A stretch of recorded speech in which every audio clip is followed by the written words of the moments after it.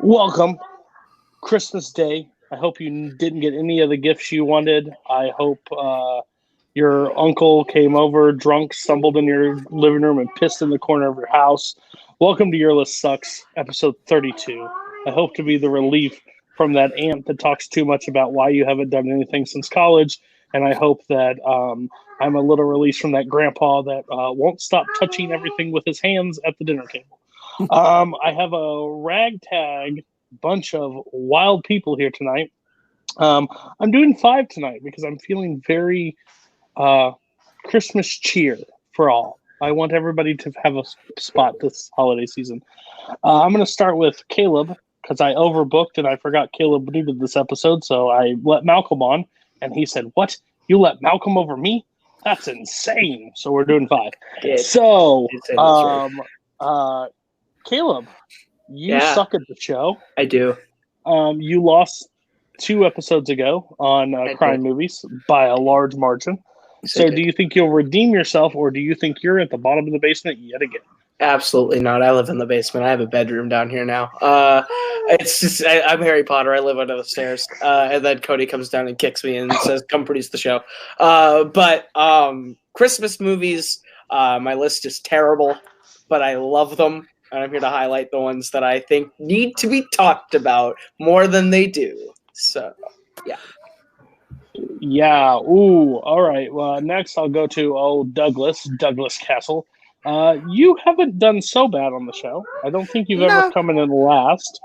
No, I think you came in 1 because you don't understand the thing of a romantic comedy. Oh, that's right. But do you think understand what good Christmas movies are, or at least good Christmas movies in my eyes? I think I do. I think I do. Very much so. Christmas is one of my favorite holidays. The movies are some of my favorite to watch year in and year out. And the 10 I pick are pretty much on circulation in my house at any point in time throughout Christmas time. And we'll go next to long-time listener, first-time caller, hopefully, Jacob E. West. The person that also smacked down Brooklyn in the sports tournament. Jacob, how are you feeling tonight? That sweater is atrocious, and is your list going to match that sweater? I freaking hate cats, so my wife knew that this was perfect for me. No, I'm great at debuting against Brooklyn. He's not here, so I probably am going to be as bad as this sweater. But we'll see. I think mine's okay. Better than Koho's, at least. All right, we'll go to another person on the panel that a few people know all too well. One famously gave me a win for not having anything written on the board to beat Douglas Castle in holiday movies. It's Malcolm Goldie Lay. Malcolm, how are you feeling tonight? Do you guys celebrate Christmas the same in New Zealand, or is everything backwards? We celebrate Christmas pretty much the same. We just don't have snow. I'm pretty sure you're secretly spying me because you described in the opening, you pretty much described why Christmas sometimes goes, but also got some special glasses to wear especially for the occasion. All right. Well, hey Kaleb, I don't need to tell you, but that starts with a C+ on the grade scale. So we'll see how this goes. And next, the shirt fits him. His attitude, it couldn't be any closer to the Grinch. Jim Green. Long time. You were the biggest. Tony. Thanks. Tom Brady. We trade Tom Brady for the entire Rams roster. I'll take my answer off the air.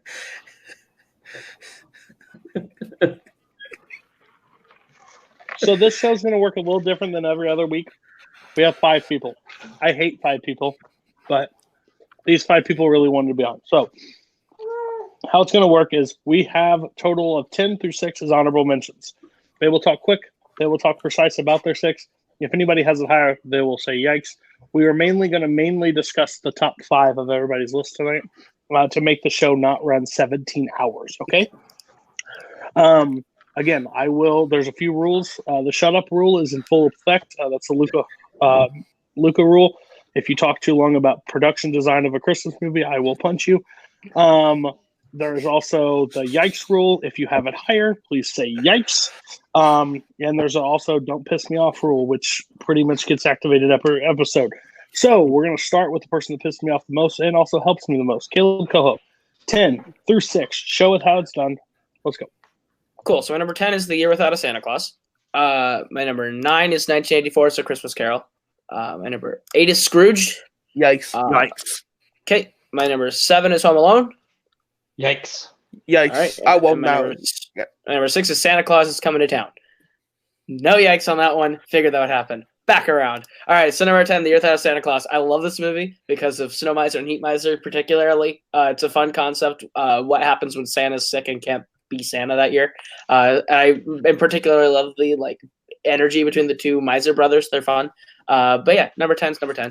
I had to put some version of A Christmas Carol on this list, and Mickey's Christmas Carol doesn't qualify.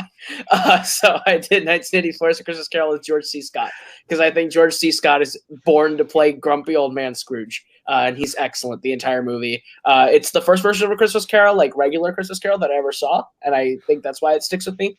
But I put that one there. And then Scrooge got yikes, Home Alone got yikes. So 6 is Santa Claus is Coming to Town, which is another sort of Reich and Bass claymation animated movie, basically about the origin of Santa Claus. And you think that sounds terrible until you watch it, and you get some kind of fun quotes and a fun story that's not the absolute worst. It's my mom's favorite, so I grew up watching it a lot. So it just kind of got passed on to being one of my favorites. So yeah. Well, mommy won't help you tonight. Year Without Santa Claus. I actually think this one should be a little higher. I'm surprised no one else had it. I honestly, of all the claymation ones that I think are god awful, honestly, I think this is probably one of the best ones. It totally flips the concept, and it's really less creepy. Like that Rudolph one's terrifying. The next one, so that's fine. Christmas Carol. You put the wrong Christmas Carol on your list. There is a clear cut one, and it's from group that I don't like, but they do the perfect tailing of the Christmas Carol. Next one. Yikes. Skipped. Yikes. Skipped. And yeah. There we go. I don't quite remember this one. So that means it's too high. Of the other. Thank you, douche. Oh, thank you. Then you'll be walking out the door. Okay. Shut up. Yeah, thanks for reminding me. I hate this. Thank you for fully reminding me. This is one of those creepy ones that I don't like. Awesome. So congratulations. You put the wrong one at 6. You should have flipped them. If you never would have sang, you would have got a passing grade. You started singing, you ruined your life. So you ruined it for me, Doug. Way high. Okay, so Doug, try to redeem yourself. Cool. So my 10 is A Christmas Story. Yikes. Yikes. Okay. Big yikes for me, dog. Okay. My 9 is Trading Places. My 8 is Home Alone, but it's got yikes. My 7 is The Muppet Christmas Carol. And my 6 is Scrooged. Yikes. Okay. So I get to talk about Trading Places. I love this movie. This was my first adult kind of like S-type movie where you get introduced like things that you probably shouldn't be introduced to as a child, like Santa Claus holding up people. This was an incredible movie. It's an incredible comedy movie. A lot of people have issues, I guess, stating certain movies aren't Christmas movies, but Christmas is a main plot point in this movie, so I consider it a Christmas movie. It's a Christmas/New Year's movie, Nightmare Before Christmas. But I really enjoy this movie. I can watch this pretty much anytime, but it especially goes on during Christmas time because I just enjoy it. And then I don't think I have any else that I get to talk about. Muppet. Yeah, okay, cool. My number 7, you get to talk about the Muppet Christmas Carol. I like this version of the Christmas Carol. I think Michael Caine does an amazing job as Ebenezer. It's not my favorite Christmas Carol because my favorite Christmas Carol I don't think would be in contention because it was TNT original movie. But I think this movie, you make that face all you want, but Patrick Stewart is the perfect Ebenezer Scrooge. Get out of here. But no, I think Kermit as Bob Cratchit and his son, which I don't know if they ever really actually give him a name out of being Tiny Tim. I think the movie is adorable. I've watched it a few times already this year, and I think the musical numbers are great in it. I just couldn't remember his brother's name. I knew there was 2 of them, but I couldn't remember his brother's name. No, I enjoy these movies. Sorry for talking. Shut up. They don't call them Jack and Robert. They call them Marley and Marley. Jack was actually Marley. So 8, right? 9 trading places. Caleb, do your job. Yes, I'm bringing it up. Click. I did. Click. I have to swap. Trading places. Huge plot point. As grumpy old man on the internet, Kurt Kolakowski would have said, if you put this on in June and no one says, if somebody comes up to you and says, why is this on in June? Then it doesn't qualify as a Christmas movie. I hate to live in his world. Trading Places is a major plot point, the same way as Lethal Weapon and Die Hard. So you can just deal with that consequence. Those are Christmas movies. Trading Places is a weird choice of the ones that are considered, are they Christmas movies? Trading Places is not one that I fully jumped. But it's fine at 9, I guess. That's just weird as hell. And your next one is the correct Christmas Carol. Okay. Besides apparently that TNT fire original movie that no one saw. Listen, you watched that movie. You shut up. Mute. I am not a Muppets fan. I actually hate the Muppets. I think they are like one of the worst things that have ever been invented on this earth. But this is the only Christmas Carol that I actually like, because it's kind of just fun.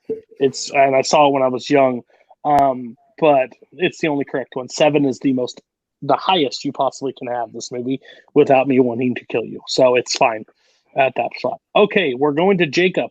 Cats. I hate cats with you, so I respect the sweater a little bit more. But now tell me what your 10 through 6 is. All right, so number 10, I have I'll Be Home for Christmas. Number 9 is The Santa Claus. Yikes. Okay. Number 8 is Deck the Halls. Number 7, Jingle All the Way. Yikes. And then number 6, The Polar Express.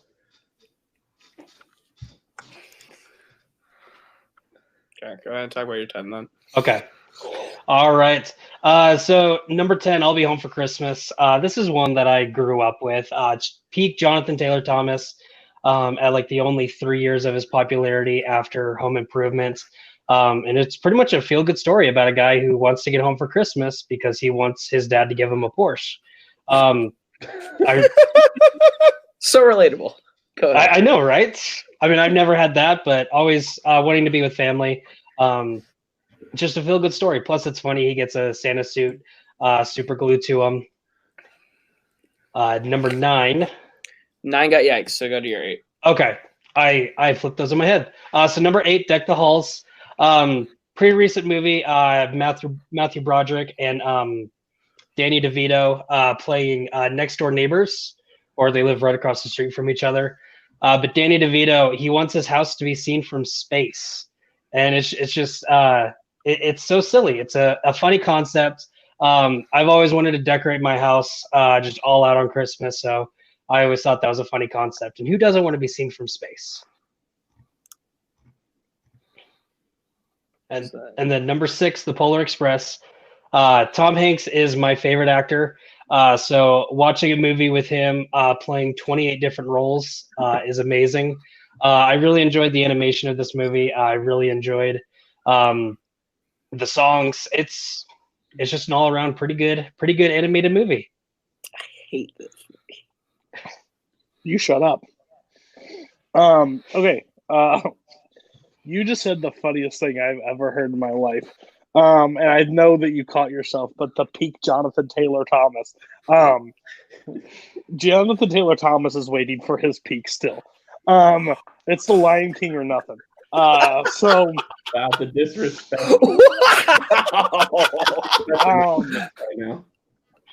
So Jonathan Taylor Thomas, one, thank you for reminding me that he wants to get home for a Porsche. I don't remember why he'll be home for Christmas, but apparently that's the reasoning. That sounds terrible, but apparently it's on Disney Plus. So if anybody wants to watch it, go for it. But that's a bold ass choice. But don't worry, you make a lot of bold ass choices. So here comes your next one: Deck the Halls with Broderick and DeVito. I remember I'm such a Christmas I just love Christmas movies. So I literally went opening weekend to see Deck the Halls because it had Broderick and DeVito. I was like, this is gonna freaking be awesome. Yikes, that decision, Cody. Yes, I wish I could have. Then you see it, and you're just like, they're like speed skating at one point. They're Broderick sneaking around the backyard to unplug their lights and plug it into his leg. It's so bad. This movie shouldn't be made. Bold choice for 8 too. Like you said, the other two don't even compare. But as I seen your 10 and 9, I don't blame you for putting this at 8. Your 7 is what? Are we allowed to talk about it? No. Nope. No, that got yikes. What's the next one? Polar Express. Tom Hanks being your favorite actor, I get it. This movie is not the one I would really want for him. I think Toy Story 1 or 2 is more of a Christmas movie that I like than the Polar Express. Hey, they got a dog at the end of it. Deal with it. It's part of it. Christmas scene in Toy Story. Your show, so okay. It's a major plot point. They get a dog and a Mrs. Potato Head. Deal with it. Yeah, this is fine. I figured this was going to pop up on some people's list because there was a different age gap where this movie hit for a lot of people, and I was just outside that window. I think that I didn't care for it, and it kind of creeped me out. Like the face, like they did new technology or something then, and it really freaked me out. So that's fine. I hope it gets better, but right now it's pretty bad.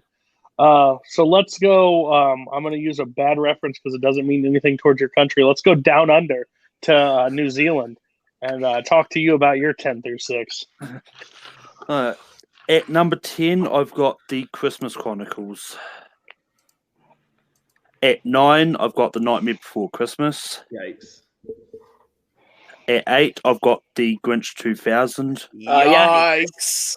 Yikes. All in chorus. Yikes. All right. At 7, I've got Miracle on 34th Street 47. Yikes. 44th Street. Happened down a little more down. So many numbers. Home Alone is my number 6. Yikes. That's where Home Alone is for me, is 6. Yeah. Still higher for Jacob. So. Okay. Yeah.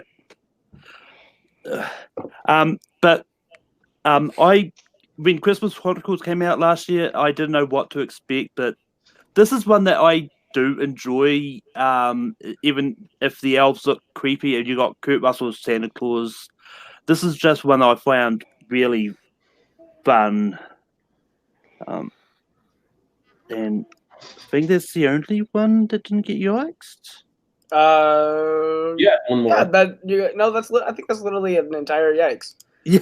Yeah. No, Be Clean Suit is yikes. So yeah, Kurt Russell Santa's the only thing he gets to talk about. Good job, Malcolm. Like I'm about to run and go do something real quick, and then all I hear is in my ear, "Hey, that's the only crap. I'm back. Sorry, my bad." Christmas Chronicles. I actually don't mind this movie. I honestly enjoy it. I think it's a little new to be on top 10. But that scene inside the jail with Kurt Russell singing "Santa Claus is Coming to Town" is fantastic. But those elves are creepy as shit. Took me out of the movie. I literally paused and looked at my wife and said, "What the fuck is this?" And she said, "I think they're the elves." And I was like, "Not my kind of elves." So yeah, 10's fine. It's bottom of the barrel, but it shouldn't be that high. Jim, hit it. Starting off, number 10 is Star Wars Christmas. No, I'm kidding. My number 10 is Christmas with the Cranks. Number 9 is Bad Santa. Number 8 is Just Friends. Number 7 is How the Grinch Stole Christmas. Yikes. And then number 6 is Home Alone. So my 10, 9, 8 I get to talk about. Christmas with the Cranksters, I fondly call it. Entire neighborhood viciously bullies a couple that doesn't want to celebrate Christmas because their daughter is gone. It's kind of like it is a yikes of a movie, but that's why I put it at my 10 because I kind of like hate watch it every year. I have yet to hate watch it this year because, just because. You got Jamie Lee, Tim Allen, Dan Aykroyd in it. it's a fun little movie if you can like appreciate how bad it is, which I can.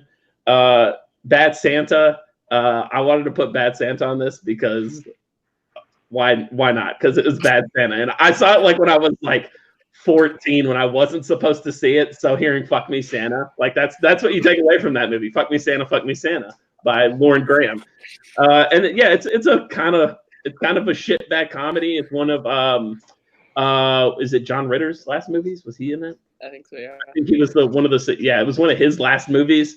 Bernie Mac is good in it as like kind of like the guy going against them to like stop them from robbing whatever. But yeah, it's just a fun shitbag comedy. It's adult. And then my number 8, last one I get to talk about is Just Friends. Also kind of an adult comedy.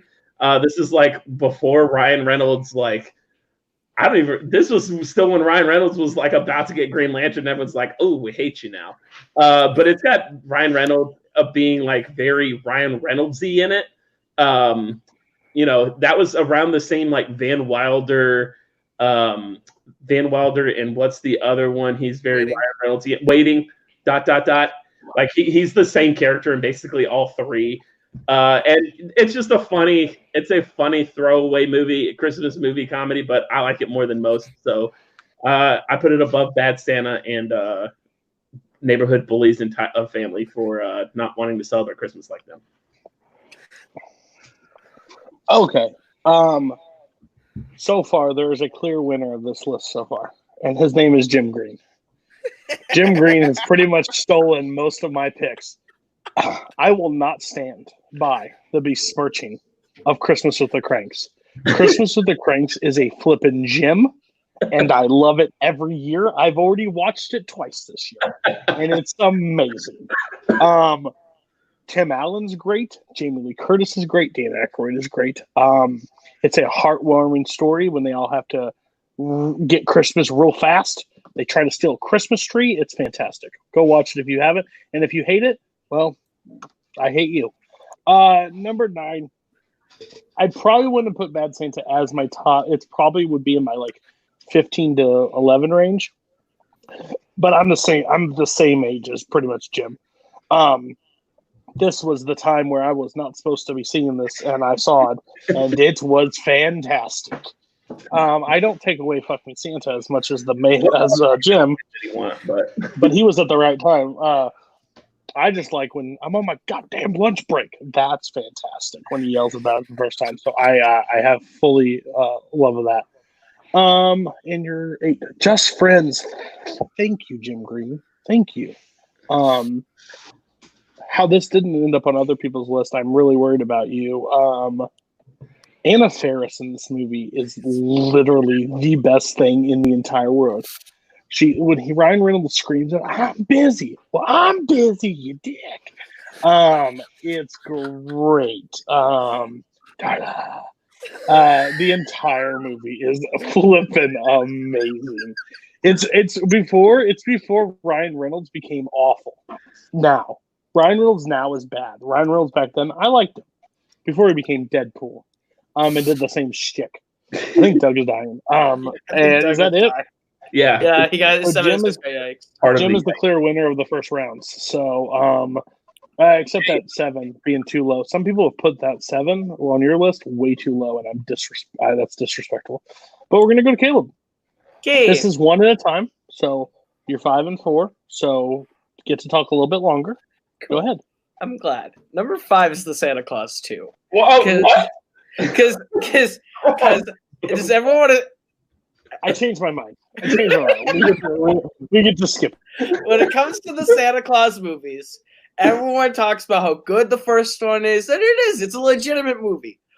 But when I'm gonna watch a Santa Claus movie, I'm gonna watch Plastic Man Tim Allen eat a fucking cookie and say it's disgusting and just take over the North Pole. Well, real Tim Allen, has to learn to fall in love, which is actually really sweet. That subplot's really sweet. I really enjoy Santa Claus 2. It's my favorite of the 3. If I'm looking for outlandish ridiculousness, I go to Martin Short and Jack Frost in the 3rd one. But the 2nd one is my most rewatched Santa Claus, and I think that's just because I like the story of 2 more. I think I find 1 a little dull sometimes. I think 2 is the one where I get more of the stupid comedy with the reindeer that I like. So yeah, 2 Santa Claus 2 is my 5. Roast me, Cody. I'm just sad. So I watch the first Santa Claus every year. Okay. Yeah.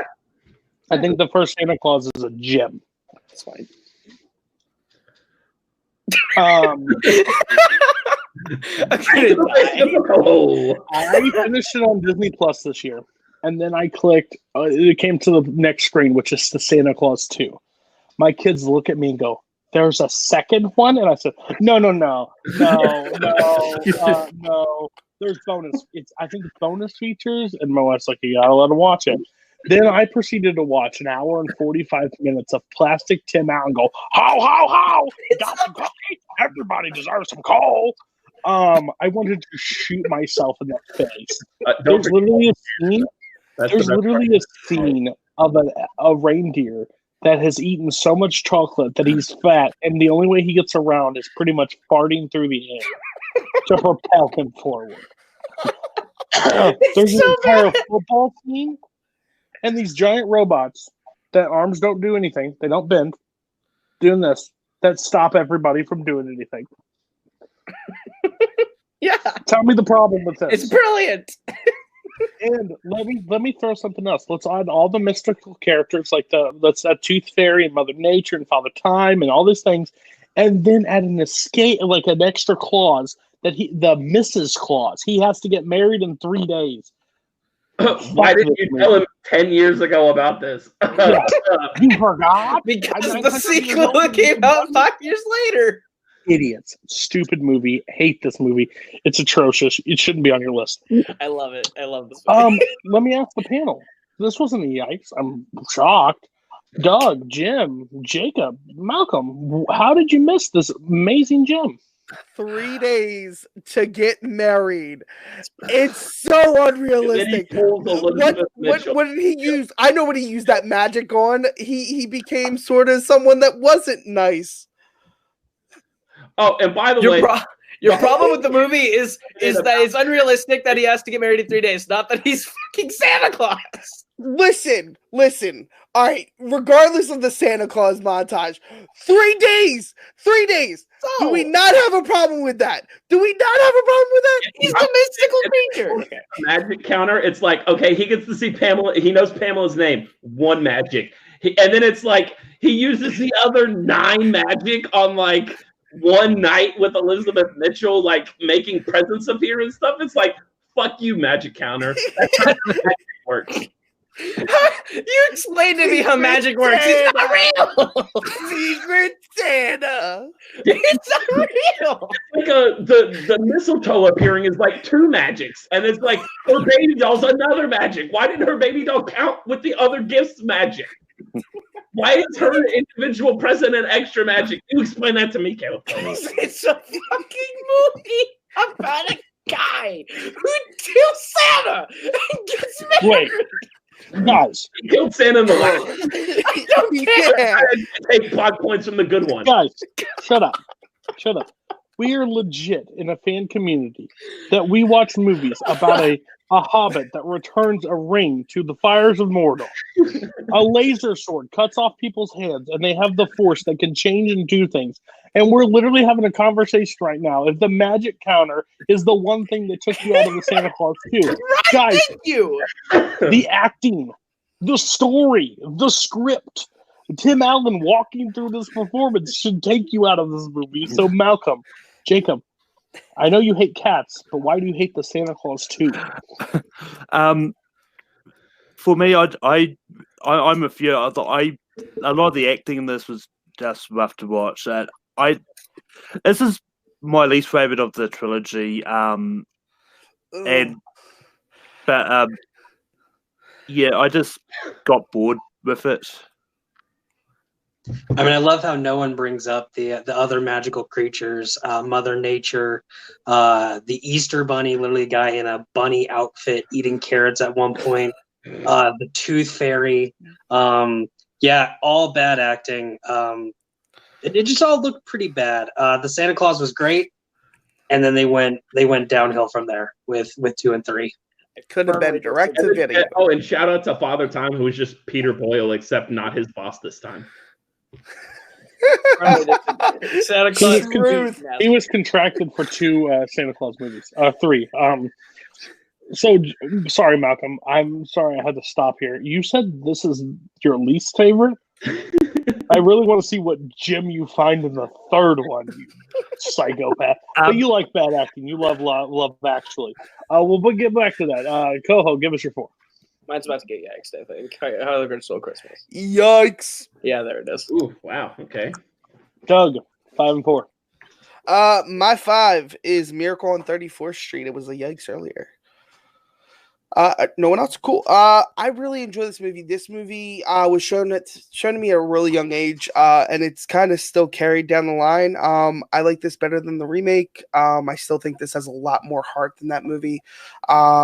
Pepsi Girls aside, the whole tugging of the beard originally, when it's just like that magical moment that Santa's real, all the way to the court stuff. It's amazing. This is a movie that will always stand the test of time for me because I love this movie. I'll let all of y'all. Malcolm, I think, had a 2. Yeah, this was my 7. And I just watched it for the first time this year, and I don't hate it. I think it's a good movie. I got it a little bit lower just because I like the other ones more. But yeah, I mean, Edmund Grin is Chris Kringle, Maureen O'Hara. All the acting in that is just spot on. It's just one that I wish I'd seen earlier. Maybe I might appreciate it more if I'd seen it sort of earlier, not just sort of watched for the first time this year. But yeah. I love Malcolm. He says, well, I don't hate it. Well, I'm glad it's made your top 10 list. This one's fine. I also call Doug. I also say Doug's full of shit. Kaleb Boatman pretty much says that no one watches anything before 1970. So for you having to see this movie, I don't believe it. But it's a fine movie. I just don't like the concept of it, and of all the I'm just not a big fan of the 40s Christmas movies, and I'll talk about the other one in a second. But just not a fan. Just not a fan. This one it does its job, but it's a little too cheesy for me on Christmas, and that's why I don't go back to watching it. Jacob, Caleb, and Jim, you didn't have this movie. Is it because you hate movies made in the 40s, which I believe, or just not your cup of tea? Yeah, I hate movies that made in the 40s, obviously. I haven't seen this, so that's why I haven't seen either of the Miracle on 34th Street. So it's been a while since I've seen it, but I just remember that scene where she's sitting on Santa's lap and pulls his beard. And I just remember every time that scene happens, I'm like, this is the stupidest thing ever. Why would you pull the man's beard? I know the pain. Because only Santa can have beards. So you believe that man has a beard? I've seen the first half of this movie when I was 7 and I fell asleep. So I've never gone back to it. So yeah. All right, cool. My number 4, that beating wasn't so bad. My number 4 is It's a Wonderful Life. Yikes. Sweet. Yikes that you guys have this on your list. Retweet. Jacob. You guys are heartless. That's a heartless statement. Fact. All right, so my number 5 is Gremlins. Yikes. The fuck? Wait, that cat meme? That is very much a Christmas movie. 100% a Christmas movie. Okay. All right. It's Gizmo for Christmas. Yeah. So now number 4 is it's been yikes before. It's Home Alone. Okay. Anyone got a higher? No? We can talk about it now? Cool. Yeah, the highest. Yeah. So yeah, no, I growing up I always wanted to fight crime, but I always wanted to be realistic about it, not like a superhero, but like a police officer. But of course, being a little kid, I was like, I want to be like Kevin McAllister. I want to set up cool traps like that. You look at the science of all of it. He killed those guys 20 times over. It's intense. I'm not gonna lie. I love the first 3 Home Alone movies. I will go to the grave saying that Home Alone 3 is a decent movie.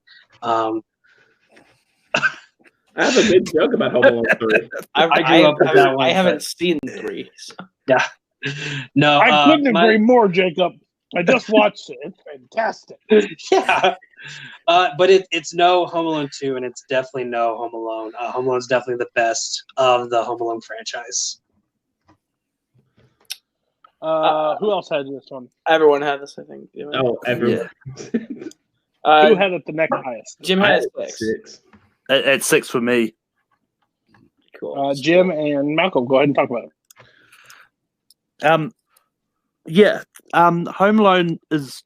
I really enjoy this, and it's one that I actually rewatched the other day, and just seeing all the traps in like Macaulay Culkin and Joe Pesci doing a family film, which I never thought I'd ever see, but it's just a lot of fun, and it's just great. And if you haven't watched the movies that made us, that's on Netflix, they talk about the making of this. I didn't know how much trouble this actually had being made. So. I just watched this yesterday. No, I'm kidding. I didn't watch this. I watched it recently though. And when you watch it again in 2019, you're like, "Oh, there's some big oofs in it." Like, why would the cop ever just like go knock on the door and it's like nobody answered? Oh, there's a child in there, and you're like banging on the door. Cop, stay there until somebody answers. And so there's just like little stuff when you watch it in hindsight. It's like, oh, this is actually rough, but it's still like a really good. It's a really good like Christmas movie with Joe Pesci and Daniel Stern are the like fun bad guys that definitely would have died, and then Catherine O'Hara as the terrible mom that is definitely a terrible mom, while that everyone tells her she's not a terrible mom the whole movie. It's real fun, and most of us saw it came out in like 93, 94, so most of us saw it at a young age, so it's like, oh yeah, I want to. It's so you kind of relate to Kevin because you see it as a young boy yourself or young lady, whatever. Okay, so I have this at 7. I like this movie. I don't have as many fond enough memories with everyone of it, but like it's like when it comes to finding like Christmas movies that I really enjoy, it's this one. John Hughes is one of my favorite writers for a reason. The story is really imaginative and fun. I love that we brought up 2 and 3 because we may be talking about Home Alone sequels here later too. Oh my God. But the first Home Alone is good. What in the fuck is wrong with you? I had it at 8. I really enjoy this movie. Like I said, all these movies on my list, no matter what their places are, they kind of always circle through my house. They would have died the first trap, and like I think they did die, and then Kevin just went upstairs and went to bed, and just dreamed the rest of it. It's just hell. It's hell. Kevin Alex is just the devil. He's the devil. He's Jigsaw. That would make for an interesting story. No, I really enjoy this movie. The traps, Chris Columbus did a hell of a job directing this movie, especially when Chevy kind of chased him off from his last attempt at a Christmas movie. The pun. Hey, one more quick nitpick. There's a scene in the movie where they're like calling all the like neighbors on the street. Why didn't they call the old guy they literally live next door to that we know is home the entire time? He's the creepy guy. You don't call the creepy guy. Okay. Hey, we had 5 people in this call. 5 people put it on their list, and everybody started with, "I really like this movie." It made your list. We already fucking know that. Save yourself some time and maybe talk about the movie. Cool. I can do this. Okay. So this movie, Leave it in. I just watched all three. The third one slaps. If you haven't seen it, The four RC bad guys, Woo! one RC car, And a parrot. that jumps and a like camera 90 feet across the street, and it's like, hell yeah, believable. freaking drops dumbbells on the top of the thing and hits the guy square in the head. Brilliant. Movie slaps. This movie alone, I love this movie. Like, look what you did, you little jerk. Like how he sets up all these little things, and when he's going up to the thing, he's like, I hope when I wake up you're all gone. Like, hope you don't mean that. No, I do. I do mean that. And then they're gone.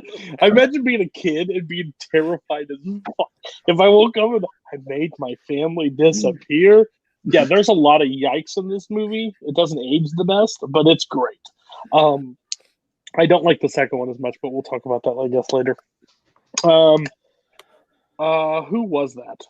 That was Jacob. Jacob's 4? Yeah, Jacob's 4. Yes. All right, Malcolm, give us your 5. My 5 is a yikes. It was Scrooged. Okay, we can talk It about stops here. Okay. Yeah. This is a very fun movie, and Carol Kane is the Ghost of Christmas Present. Bill Murray. This is just a fun adaptation of Christmas Carol.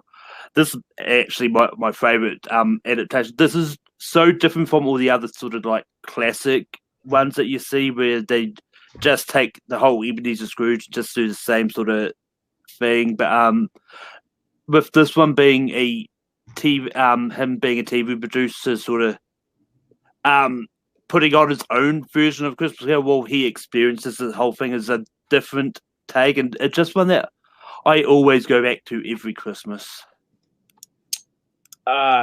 Scrooge could have easily been terrible. Doing a meta modern adaptation of A Christmas Carol has been done terribly before.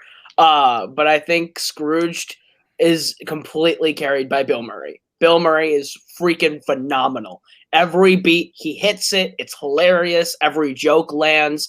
The end speech that he gives is maybe the best end speech that I like or like sort of monologue consistent speech that Bill Murray's ever given. He crushes it. And I think Scrooge is my favorite like take on A Christmas Carol. Like I had A Christmas Carol at 9, but it was a straightforward adaptation. I think this is my favorite version of that story because of Bill Murray. And the entire, just the long ass sequence of him, like the production of like war, explosions, bam, bam, thing that they do right before he experiences everything is great. Scrooge is, it's good. Scrooge was my number 6. All right. Yeah. Yep, my Scrooge was my number 6. I highly enjoy this movie. I watched this movie probably multiple times throughout the season. Same as Caleb. I had a version of Christmas Carol. This is like kind of a weird meta version, if you will. I think Bill Murray is superb in this movie. This is comedy gold when it comes down to it, and it's like to have Bill Murray's family also in it, kind of playing, relative. He has his older brother play his dad, which is hilarious when you think about it. Carol Kane already got mentioned. Dave Jonathan is phenomenal as the Ghost of Christmas Past. John Glover, Bryce. I've never hated someone more in my life for being so smug. I just think this movie is amazing. Pretty much everybody's already covered it, but this movie's great. Is that the only ones that had Scrooge on there? Yeah.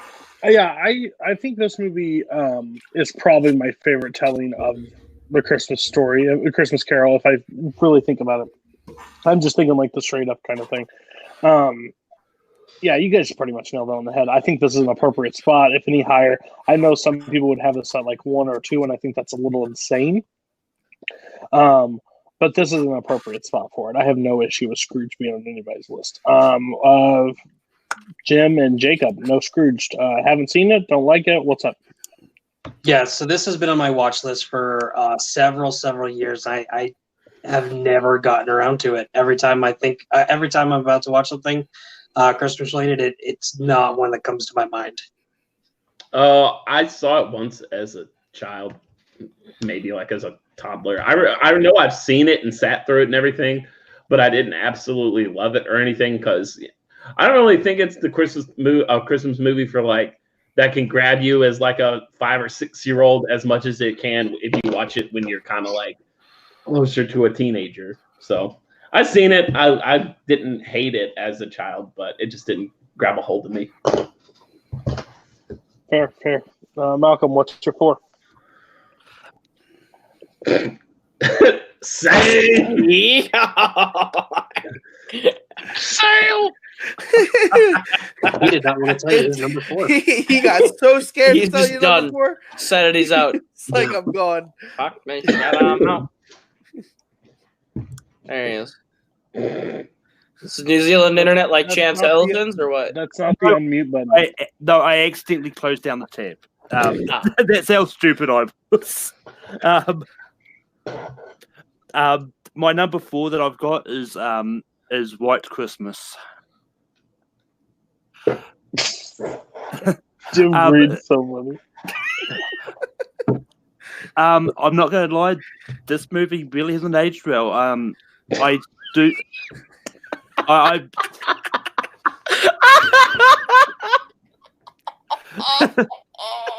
but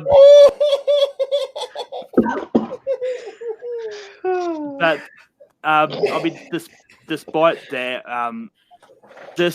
I do still enjoy this movie. And it's one that I never thought I would like.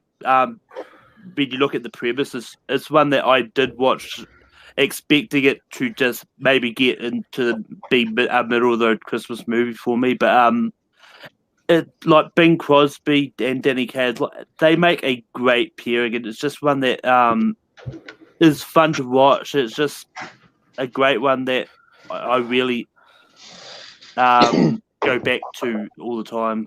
Yeah. So I get these always too confused. One's Holiday Inn, and the other is the one with blackface, right?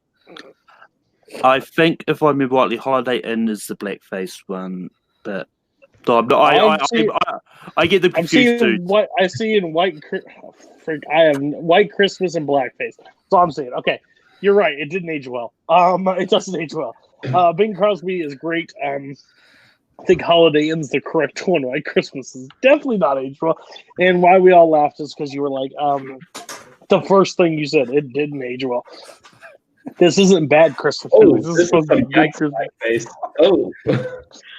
Oh, okay. Everybody, why no White Christmas? Never seen it. Never seen it. Not a fan. Same with Doug. It didn't age well. It didn't start well, in my opinion. So This is some yikesy blackface. Fair. Jim, 5. Oh, my 5 is Nightmare Before Christmas. I roll from Cody. It's okay. I actually ended up maybe putting this a little too high. I think in hindsight probably should have been a little bit lower, but I think it's better as a it serves as both a Halloween and Christmas movie, and I think it serves a little better as a Halloween movie because of like the main setting and everything. So I probably should have had it a little bit lower, but it's still a great movie. Got Sandy Claus, got all the Christmas elements in it, Christmas Town. So it does blend well as a Halloween and a Christmas movie that you could watch really either one. Fuck you, Cody. But yeah, I stand by it as my 5. It's still really enjoyable. Still, good songs in it, all that good stuff. No blackface. So Who else had this? I think Malcolm did, yeah. Malcolm, go ahead. Yeah, this was my 9. This is one that I loved as a kid. I just put it at 9 because of how much I remember loving it, and I just haven't sort of rewatched it since then to see if it got. But it's a good Christmas movie. and it's like as Jim said, it works as both. And I think the voice acting performances of all of the characters are great. And Oogie Boogie is definitely probably one of the greatest Christmas villains from most of these movies. So. I want to bring back a rule from a Full Metal 5 called a veto rule. And I want to remove this from people's lists. This is a Halloween movie. Regardless, I will stand by it. It may have Christmas in the title, but I will never watch this around Christmas time. I will actually never watch this. I think this is an abomination. People that still have it so high up, get your nostalgia glasses off and stop watching it. It's not that great. I'm going to be honest with you. Nazari, I already see in the comments. I get it. I understand. But it's still bad. The 14-year-old girls around the country are heartbroken. All right. Anybody else? Caleb, Jacob, Douglas, you missed this gem of a movie. Why? This is a Halloween movie, in my opinion. If I'm going to watch it, it will be at Halloween and not Christmas. And I don't really ever go back to this movie. It's like 90 minutes and it's like 89 minutes too long. But yeah. I enjoy the adaptation known as "Fuck This." Fuck this. It's it was a better use of the music. No, I just think this movie is kind of boring and low at a lot of parts. And it's just, I don't know. It's I've never really liked this movie as much as everybody else has. Fair. Although, Jim, you typically gold. Shut up. Jacob. Jacob. Oh, Jacob, why didn't you have this? Oh, I kind of enjoy it. Again, it is more of a Halloween movie. It was in my top 15 for this list, but I have a couple other questionably Christmas movies. I'm like, I don't want to make Cody too mad at me. He's already gonna hate me enough. So it's just why it didn't make my cut. Fair. Give us your 4, Jim Green. My number 4, speaking of movies that are also other holiday movies other than Christmas, but this one is way more of a Christmas movie than Nightmare Before Christmas. So it is not a technical foul because it is 8 Crazy Nights. 8 Crazy Nights is kind of like where Bad Santa was like that movie that you weren't supposed to watch because like, even though in hindsight, 8 Crazy Nights is nowhere near as bad or like mature as Bad Santa, but for some reason still my parents were like, no, you can't watch that. And then I saw it anyway. But yeah, I mean, it focuses around Sandler's character. Parents died on their way to a Christmas Hanukkah party, I believe. But he's Jewish, so it's more focused around him not wanting to celebrate Hanukkah, that type of stuff. But there is still Christmas. It's all during the main character, the little boy and his mom celebrate Hanukkah as well. It's been a while since I've seen it, but it still was one of my favorites when I saw it. But the town, there's Christmas all throughout it, and then the actual voice performance of like Sandler, and then the 2 like old people that he lives with. It still just makes me laugh. Thinking about like some of the songs in it, like the best line in the movie, I think, is from the Technical Foul song where it's like, "What if I give her sugar cookies?" or some shit like that. And it's like it's a technical foul and possibly a homicide. And it's that I quote that with my sister all the time. So 8 Crazy Nights. Oh, and then of course when the mall comes alive and starts singing at him. So shut up, Jim. I'm sorry. Yes. That's a technical foul and possibly a homicide. This is perfect. I appreciate you. This one is this is the one Malcolm made the holiday bracket, and I forgot to put this on there, and I was so pissed at myself for not putting it up higher because I absolutely love this movie. Just everything. Like, it's honestly a very heartwarming story at the end of the day. But it still has so many slapstick moments. Like, next time you get on my court, kid, wear a bra. You have very nice boobies. Jimmy, I think you have very nice boobies. He has seizures. Like why do he just throws down all the time? Like yeah. So I respect it a lot for you putting on the list. Thank you so much for bringing joy to my heart. This redeems your number 5. Jacob, Malcolm, Caleb, I already know where this is going. You just hate funny things, so tell me why. I've never seen this movie. Of course you haven't. Oh, You don't have. How much is it on Voodoo? I'm buying it tonight. This is another one that I haven't seen yet, but I actually have it sitting on my TV stand. A coworker let me borrow it. I've been wanting to watch it before we started filming this. I just haven't been able to, so I will watch it here pretty soon. And yeah, I actually love 8 Crazy Nights. So I do think it's a good movie. It's just one that just sort of fell outside my top 10, and just one that I couldn't really put it over any of the other ones I thought I already had on there. All right, we've reached the part to top 3s. Here we go. Caleb, give us your 3. My number 3 is Home Alone 2: Lost in New York. Oh my god. Nobody else is gonna have that horse shit. I love the first Home Alone, but I love this one even more because it takes all the things that I love about the first one and adds a lot more that I also enjoy. You still have like a lot of the emotional stuff with the old lady in the park. You have Tim fucking Curry and the hotel, which I love.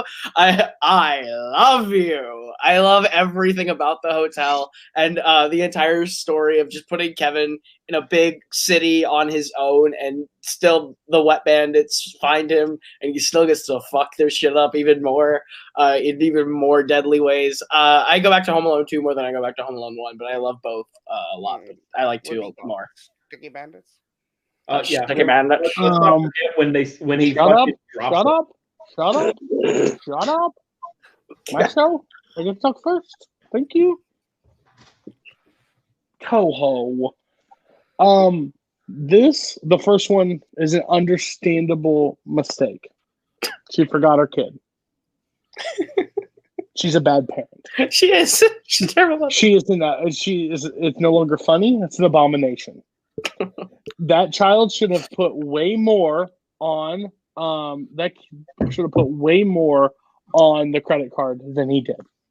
He should have put that entire family in debt because he should have been in foster care. That's what should have happened, because you can't forget your child twice on lucrative vacations and be like, oh well, sorry, we lost him. Sucks to suck. You lost the same kid.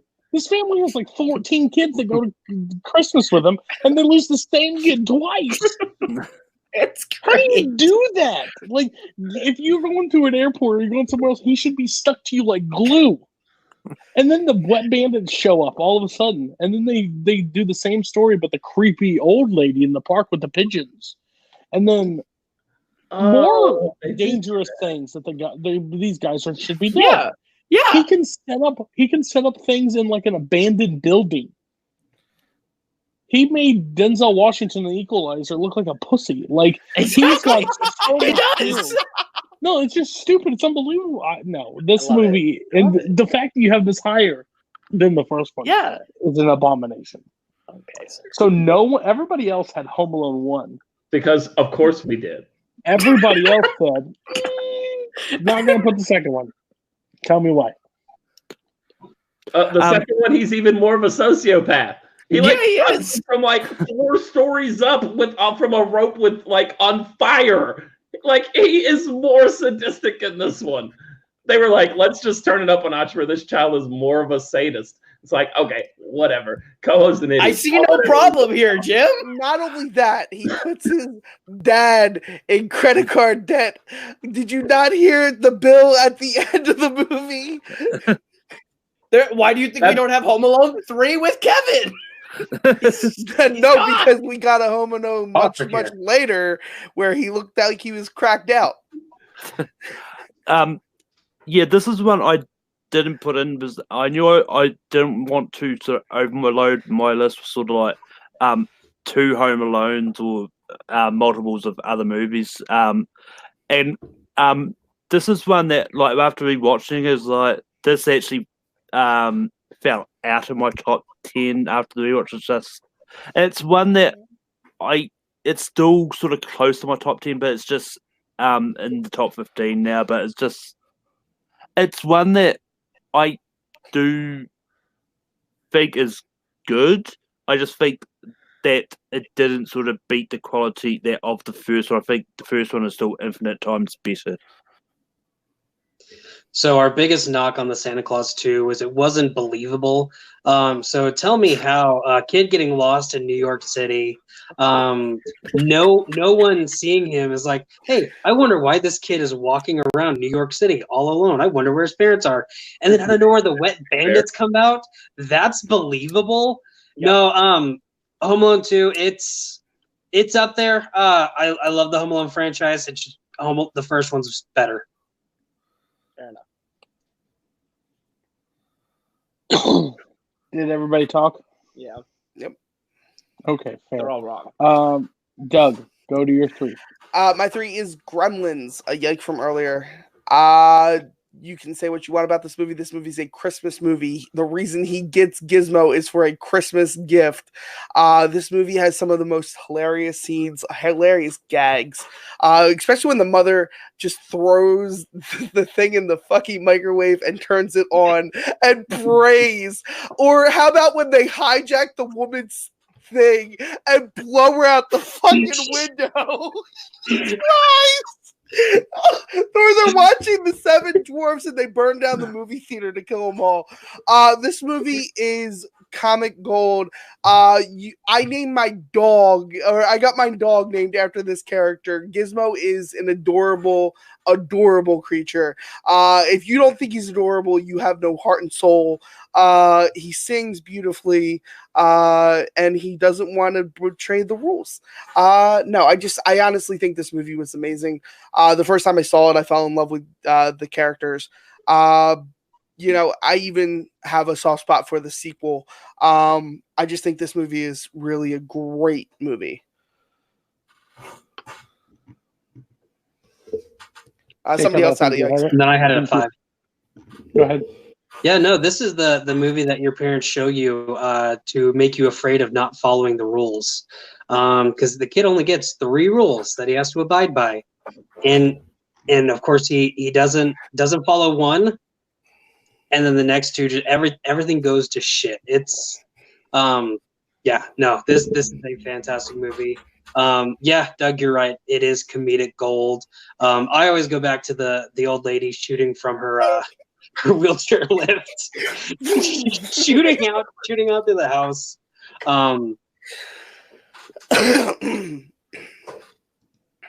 Okay. I hate this movie. I don't think it's a bad movie. So don't get me wrong. I just hate this movie. You have simple rules, and they effing fail in the rules. Not in an easy oops, my bad. No, they're simple rules. Don't feed them after midnight. Don't get them wet. Oh, what's that for? Idiots, morons. I just don't understand. And then it turns into this mess. I think the movie's fine, but that is it irks me. Don't give me rules on the script. Don't tell me all the rules and then blatantly just, we got to do it for the sake of the movie. I get it, but it's still, they're simple rules. They're not hey, solve a math equation before you can have this thing. No, it's don't get them wet. Oh, we're going to get them wet. Don't feed them. Well, you want some popcorn? Yeah, idiots. And I forget it's a Christmas movie too. So it definitely does count, but too high, way too high, guys. Caleb's never seen it probably. Jim. Whoa. Never seen it. Jim hasn't seen it, and Malcolm. I just haven't seen this movie in ages. And it just never resonated with me. And I mean, the other one thing about the rules, the don't feed them after midnight. There's it's what if you're in a different country and it's after midnight? So it's one of those ones their time zone. Specific. Don't overthink it, Malcolm. Are we good to move on? Yeah. Jacob, 3. All right, so my number 3 is Elf. Yikes.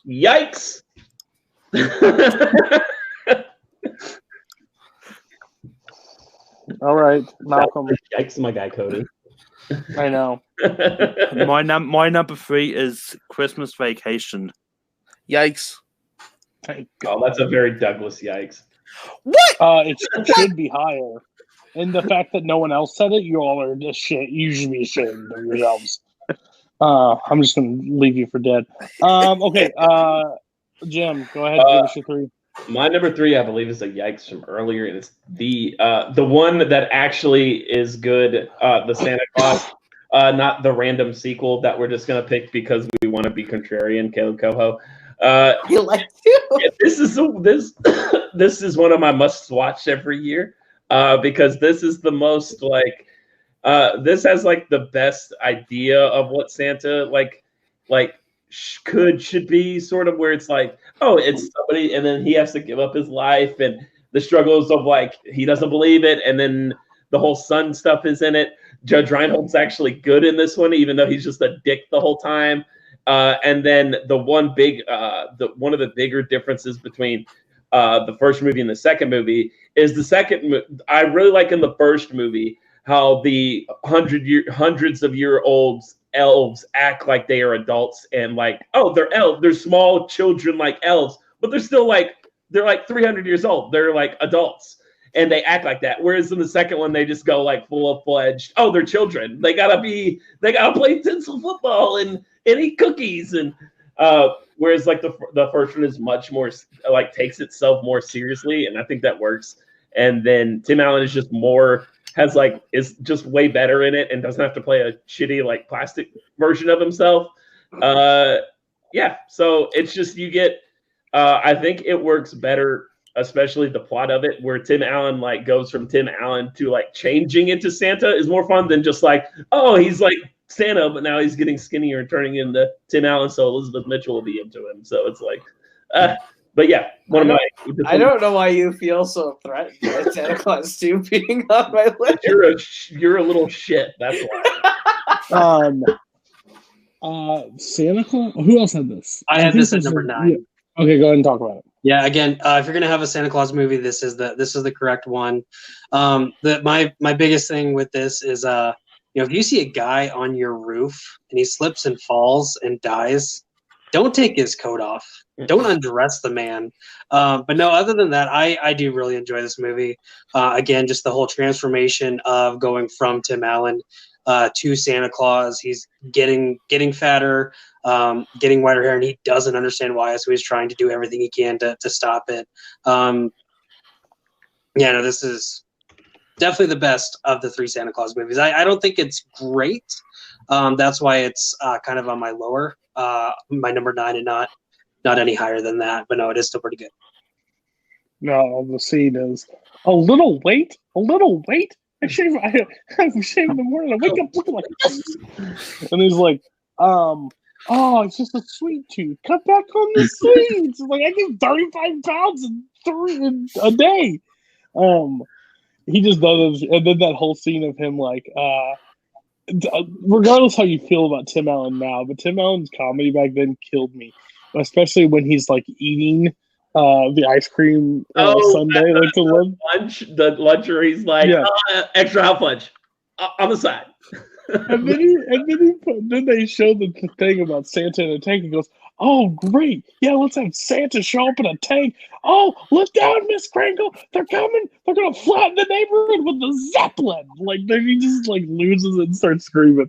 It's Tim Allen at his like peak, and it has such like heartwarming stuff. Like when he's sitting on the bench and the little girl like walks up to him and he sits on his lap, is like automatically knows he's Santa.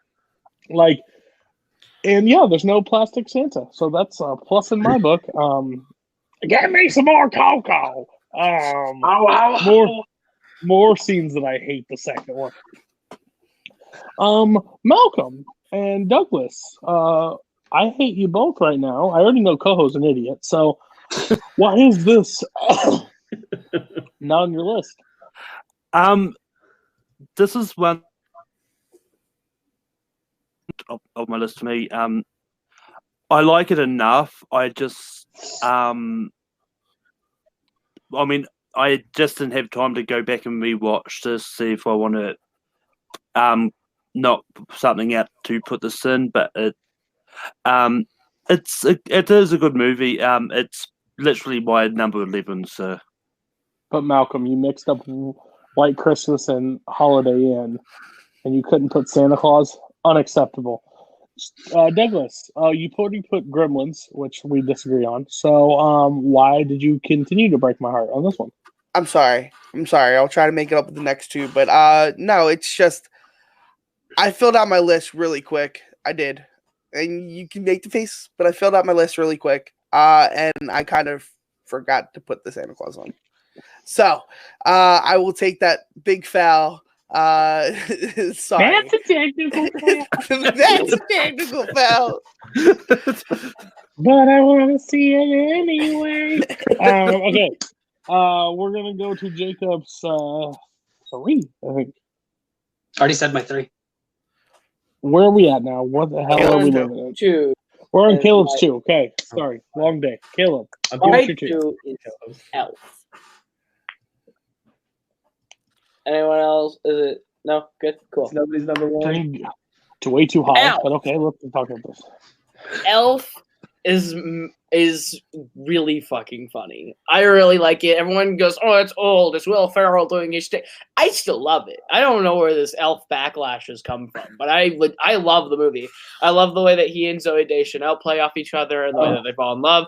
I love the way that everything about him working in the department store, that you sit on a throne of lies. It's so quotable, and just everything about the movie. It's magical. I go back to it often. So, who else had this abomination up there? I had it at number 2. Go ahead, talk about it. I absolutely love Elf. I will tell you, the first time I remember fondly, the first time I ever saw this movie, we convinced our 8th grade history teacher, Mrs. Smith, to let us watch a movie close to Christmas break, and she pumped in this bad boy, and I fell in love with a young blonde Zooey Deschanel and was like, "This is the greatest movie ever." But yeah, it was just, especially 8th grade. You know, you're like 14. Again, age plays a lot into it, where it's just like Will Ferrell was peak Will Ferrell at the time. So he was just like everything he does in this is super funny. Where just like the pot, which now it is very cringeworthy being an adult, but the part where he puts like all of the candy and stuff on the pasta and then eats it, it's like, nah, as a kid, it's like, oh, that's awesome. Now it's like, oh. Ooh, my heart. I think my heart stopped a little bit. But yeah, it's indigestion. Like Koho actually made one good point in this hour and a half of like the scene with Artie Lang Santa of like, what are you talking about? I'm Santa Claus. Oh yeah, how'd you like to be dead? And it's just like that's such a great part of the movie. And then just angry James Caan. And then I think that moment at the end of the movie is actually really good, to where like it's the what is it called? The like Believo-meter or whatever is like a 9, and then it's like, and he's like, "Dad, you're not singing," and then it's like James Caan starts singing, and then it's like, oh, it takes off, and everyone's just like, oh, look, there's Santa, and yeah, it's just I love this movie all the way through. And I will shut up now. Thank you, Cody. Shut up. Who else had this movie out there? I had this at number 3. Peter Dinklage is hilarious in this. "Call me an elf one more time. You're an angry elf." And he runs across the table. He's bragging about his like TVs. "I get more action than you in a month, in a day, than you've had your entire life." I love the part where they're singing, and then the mom jumps in and she cannot sing to save her life. The greatest cup of coffee. He runs in, "Congratulations, you did it!" And it takes Zooey Deschanel. "What is it?" "It's a shitty piece of cup of coffee." "No, it's the world's greatest cup of coffee." How that worked. Who else had this? No, that's it. I think. Oh, thank God. You guys had it way too high. This movie just doesn't work for me on all levels. Like, there are parts, like, to quote the classic Hal Rudnick, like, even a man in jail smiles every once in a while. Like, I smile at this movie at times. I even laugh. But there are parts that I'm just like, can this please end anytime now? Like, the believe-o-meter at the end, I don't find great. Like, the classic ones, like, I love the Army Lang stuff. Like, he's like, wow, he's gonna be dead. And like those parts make me laugh, but the overall movie I just don't like. Yeah, it's too high. I knew it'd make people's list, but I wish it was like more in the 8, 9, 10 range. Yeah, it's not a go-to. It's my wife's favorite Christmas movie, but I can't stand this. Douglas, Malcolm, you got brownie points for me. Why'd you leave off this abomination? I'm in the same boat as you, Cody. I like parts of this, but I don't love the overall story. It's I don't know. It drags at parts that I just wish it would get past. Like I find this probably the store department the best. I'm trying to remember the guy's name because he's hilarious. The manager. He's hilarious when he's here to no. What Bernie Mac? No, I know his name. But anyway, he gets real neurotic when he's around, and then he's like, "Oh, I think they sent somebody in here to mess things up for me." Oh no, he's great. But it's Phase on Love. There you go, Phase on Love. I tried to remember it as quick as I could. Phase on Love. He's been in a bunch of stuff. Fair. Okay. Go ahead. But yeah, like you, I like parts of this movie. The baby, it's cold outside when she's in the shower. When you're a kid watching it, you're like, yeah, that's cool, that's funny. When you're an adult, you're like, this is wrong on so many levels. But yeah, no, that's why I didn't have it on my list. Malcolm. Yeah, I really don't like this. It's got its moments, but overall, it's just not a good movie. But yeah, I'd still watch this 100 times over if there was a choice between that and the Santa Claus sequels. Or dress in a movie with blackface in it, but whatever. All right. Oh my gosh! Stop it, Jim. Doug, what's your 2? My 2 is How the Grinch Stole Christmas. I love this movie. I love this movie. I know there was people that had a yikes. I really love this movie. Jim Carrey is he was made for this role. This is his Christmas movie. A lot of people like the other one that he was in. I don't know how many people, but A Christmas Carol. The animated. Okay. But How Grinch Stole Christmas. This movie added on to the story in all the right ways. Some people don't think so, but I think the the line of you're a loser, I'm a loser. No. It's great. It's I'm a loser. It's what is it? You're an idiot. You're an idiot. That's what it is. Wrong. You're an idiot. I'm an idiot.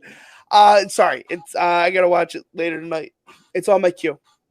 But no, Max is adorable in this movie. Cindy Lou Who grew up to be this goth rock star, so to not wear clothes. to not wear clothes. And it really brings a kind of message. I know, like a lot of people are like, they still get their gifts at the end. That's because he fights to save Cindy's life at the end, and then he brings back the gifts because he's like, you all should have these for the true meaning of Christmas, which is giving. We know how the Grinch ends. Thanks, guys. I'm here all week. Who else had the Grinch? I had everybody, right? 4. Okay. It was my 8. It was my 7.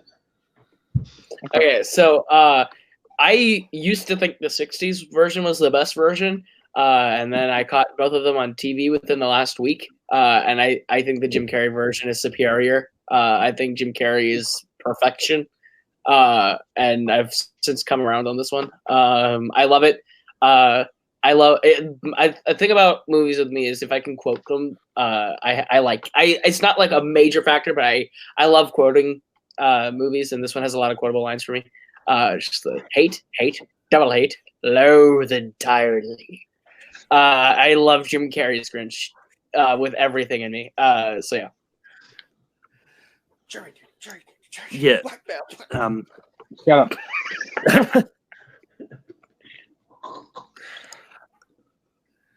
But yeah, this Grinch is just a fun movie. I know there's a few people in this community that don't like this. I think one is namely Brooklyn, but this is like a lot of things.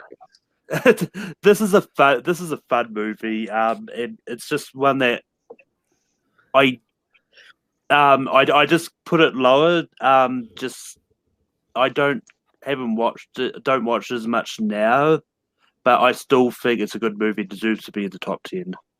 It was my 7, but in hindsight, I probably should have had this at 5 and like swapped this with Nightmare. But still, I actually really enjoy this movie. I watched it like last week, and it's like one of my watches every year because I just again, there's like jokes in there just for me, like that I find really funny.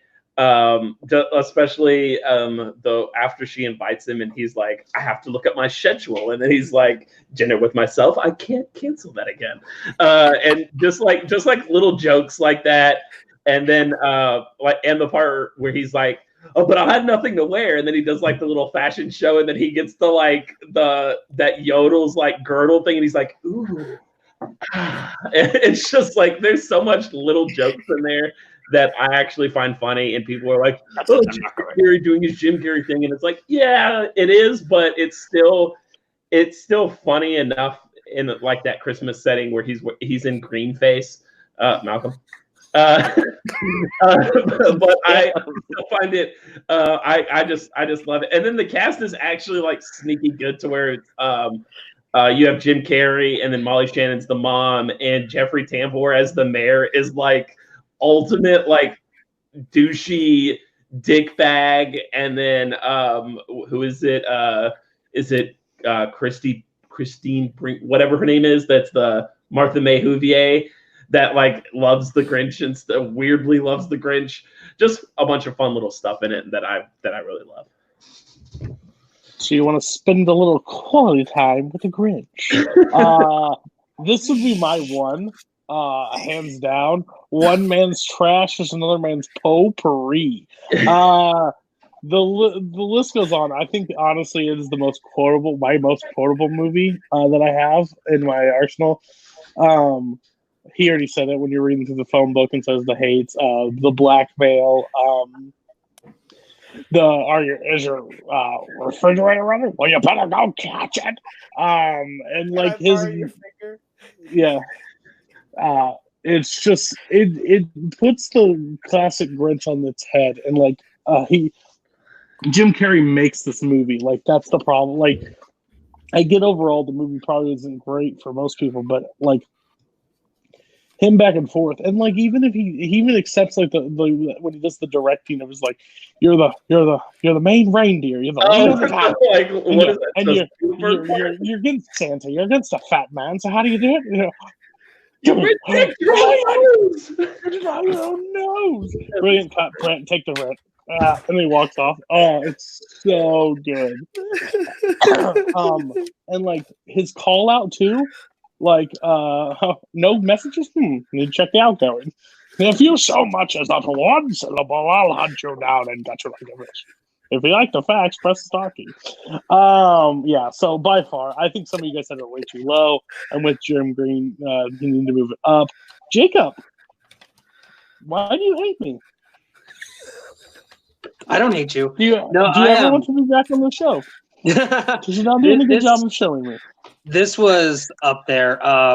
Number 11. I almost had this on my list. I really loved this whenever it first came out. A lot of the jokes or a lot of the comedy didn't really stick well after rewatches. I do love Baby Grinch and that part where he's the little kid. That's like my favorite part of the movie. It's so terrifying. I hate Christmas. I saw a kid that looked like the Grinch baby, and I was terrified, honestly.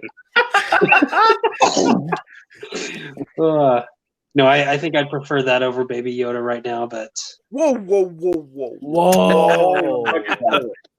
I said it. I said it. But no, this barely missed my list. Take him out. Take him out.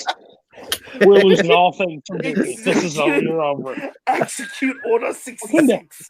Order 66. Whose was this? Doug's?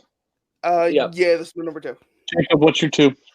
All right, so the correct movie from the 40s, It's a Wonderful Life. Yikes. Son of God. Malcolm, what's your 2? My 2 is as Cody alluded to earlier, is Love Actually. No, Mom. Oh my God. Really? This is a movie I go back to every I want to go Christmas. home. I enjoy the F out of this movie.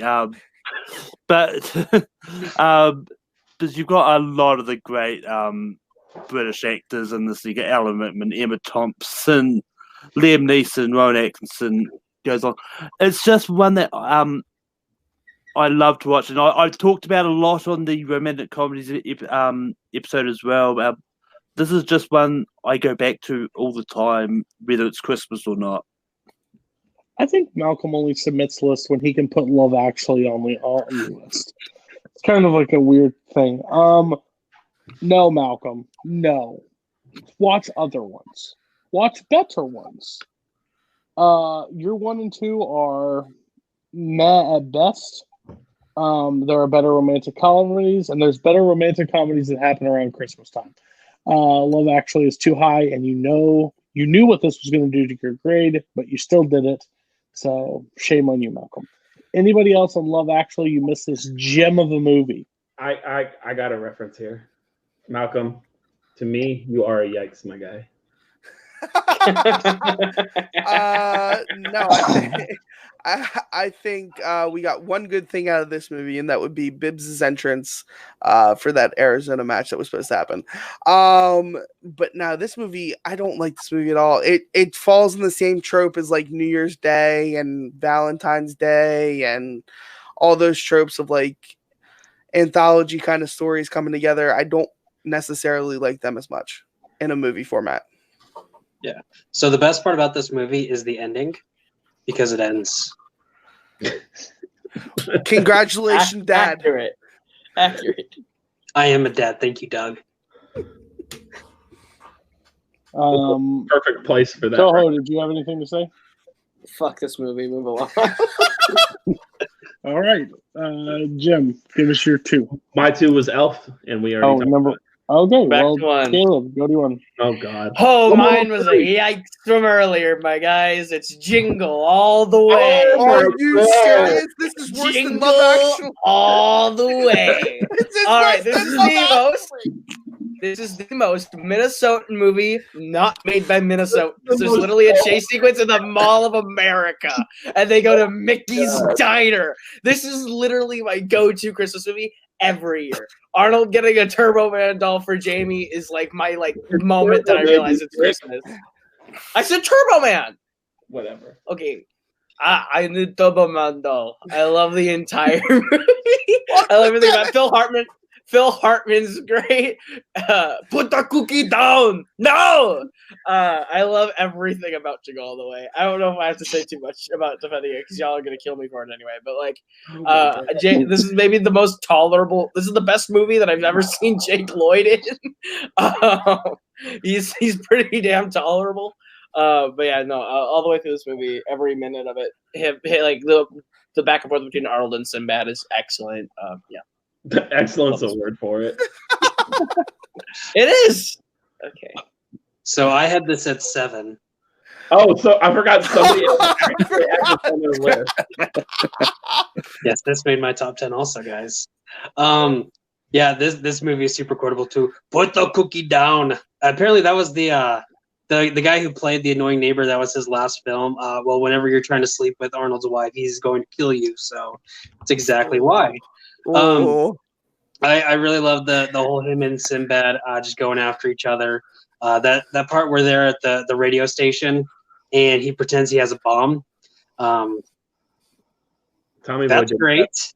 And then especially the end of the parade where Arnold gets to be Turbo Man, and then fights Sinbad one last time with Sinbad as the main villain of the Turbo Man TV show. And then of course Sinbad gets to go to jail, which is it's a movie with actual realistic outcomes. The bad guy goes to jail. It's great.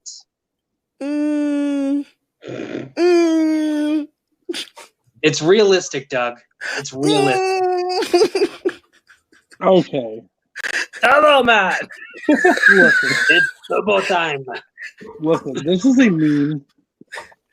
I'm getting flashbacks. I'm getting terrible flashbacks from Flames on the side of my face. from Full Metal 5 when there was a Christmas episode and Christmas movies, and Harley Bork put this on, and RJ goes, "You know what?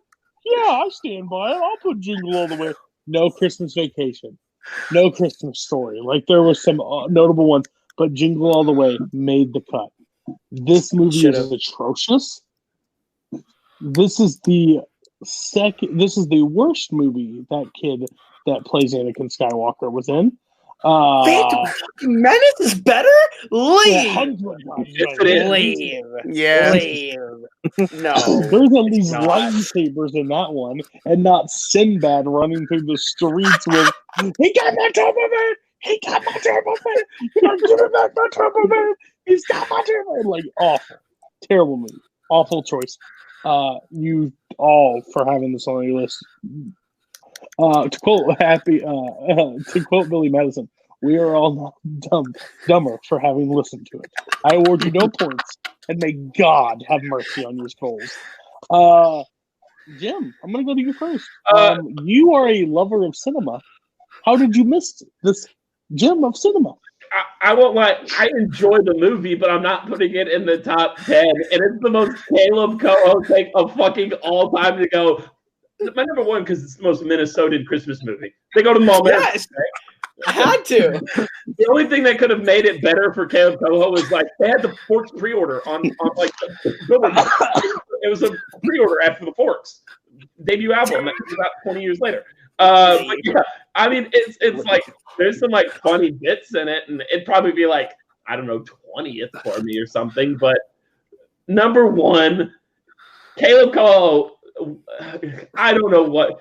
I mean, the only thing that could have made it like even more number one is if they went to Red Robin and got fucking chicken tenders. Fuck you, Kaleb. Yes, that would have made it number one in a heartbeat. It is your number one. If Arnold walked into Red Robin and said, "I need chicken tendies," I would have put that at one. You already put it at one. Number one. I mean, without any hesitation. Oreo shake. The large. I want the extra. I want the monster chocolate shake. No. Give me my Clips and fries. Okay, let's go. Jacob. Why? Oh no, you already said your piece. Malcolm, why didn't you put this gem? The movie sucks. But yeah, and I know I'm one to speak, but Kaleb, next time you pick out the movie, put that movie down. Malcolm, you fucking had no White Christmas and Love Actually on your list. Doug, please. See, the thing is, at least Love Actually, was somewhat better than this movie. This movie needs to go away and be locked up. You have Arnold Schwarzenegger flying through the air, and it's supposed to make you cheer. It's supposed to break your heart when you know this guy's going to prison. Here, you can have my Turbo Man. I have the wheel one. Oh yeah, that line. I got the wheel one, but he's going to jail and he can't keep the suit. Okay, and I'm glad that little fucker was so in the fuck him. Doug, give us your one. I know my one is the you. one that should be number one, National Lampoon's Christmas Vacation. This is an iconic Christmas movie. It's the movie that scared Christopher Columbus away from doing filmmaking. 3 years later. But no, this movie is it's comedy upon comedy upon comedy, and the stick doesn't get old. My favorite parts when they're did you bring an axe, Dad? And 5 seconds later you just see him flying down the road with a tree that's bigger than the car. The roots, how did they pull it out of the ground? Or when he walks into his boss's office and everybody's got the same identical shaped packages. Look at all of them. They're all identically shaped. And he's like, yeah, you can leave it right there. It's like the big boss at the end of the table. Or can we talk about how Randy Quaid's character finds his boss at the end of the movie without any detail besides... Actually, I don't think he got any details. He just ran. Was he like just stopping around streets looking for him? Clark just said if I could get him in this room right now, just alone, one run, and then all right, I'll be back. And then the squirrel incident. It's crazy. The cat wrapped in the box. The part where the grandpa comes through, or the uncle comes through, and he pulls off his toupee. Clark being stuck in the attic, and then when they pull down the thing, everything comes down. This movie is great. It's comic gold. I don't know why nobody has it on the list. This movie needs to be number 1 on everybody's list because this movie's incredible. Doug, real quick question. Yeah. Why is the shitter full? Okay. That's still one of the Clark. What are you gonna do, Clark? I don't know. Drive you around, tie you up, leave you for dead. What? Oh, nothing. The entire movie is just slapstick. It's the best vacation movie. It is the best Christmas, one of the best Christmas movies. I have a 3-way tie. But yeah, this is a go-to every year. Clark, the Griswolds are literally staples in my house. I grew up with them. I love the movies. All right, you rat bastards. Somebody, I guess, had number 3. My bad. Yeah, I who? did. Oh, what the hell? Okay. Sorry, Malcolm. You get a little bit of a pass. This is one that I enjoyed for pretty much all the same reasons as Doug. This is just one that I go to, but it's also one that I go to all the time. But I mean, it just is a little bit low because I like the other 2 more. That's just it. Ooh, okay. Now you can put the trial banner up. You 3. What the fuck is wrong with you 3? Why do you hate Good Thing? Movie. That's I'm just telling you, I've never seen this movie. That is disgusting. Jim Green. Well, I can say I've seen this movie. Like, I mean, I couldn't rank it. I've never seen the whole thing in like one sitting type of thing. Like this wasn't my mom liked vacation movies. But I don't know why she just didn't like Christmas Vacation, or I don't know why. But I know I've seen it all the way through. It's just I think I've more seen it in like bits and pieces. And like, I mean, everyone loves Christmas Vacation, but I like some of the other, like I like the original Vacation. I like Vegas Vacation. So like those are the ones. I know Vegas Vacation is a hot take, but like those are the ones. Great. It's great. Those are the ones that kind of like stick with me more. So I've seen Christmas Vacation, but because I like the original in Vegas more, those like kind of just like grab me as like my vacation movies over Christmas. Fair. Jacob, I'm shocked. Deck the Halls over this. Yeah. You put Deck the Halls over this in 2000's Grinch. I don't think you're ever coming back. But why you still have time on the show? Tell me why. Yes, I will crave my time wisely. No, I just like Jim. I've never seen it all the way through.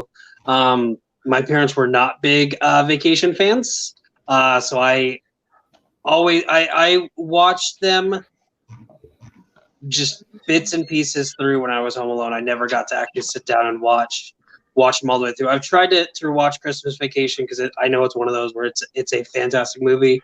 It's hilarious. I've seen the scene where he opens up his Christmas bonus so many times, and I really thought about putting it on the list just because of that. But I have not watched it all the way through yet, so I can't rank it. Okay, we'll go Jacob. What's your one?